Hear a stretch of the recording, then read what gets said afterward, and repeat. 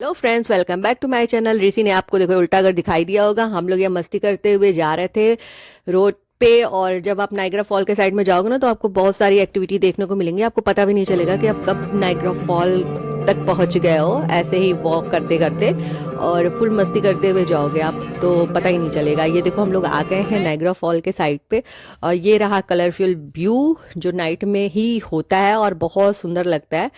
But हम लोग पास में नहीं गए, पास में बोट जाता है, बट हम लोग मॉर्निंग में गए थे इसलिए नहीं गए। तो यहाँ पे होता है fireworks, I think 10 to 15 minutes के लिए। और ये देखो बोट जा रही है, मैं दिखा रही हूँ दूर से। अगर आपको मेरी वीडियो अच्छी लगी हो तो लाइक शेयर सब्सक्राइब। मिलते हैं नेक्स्ट वीडियो में। आप करो भी इंजॉय। Bye bye.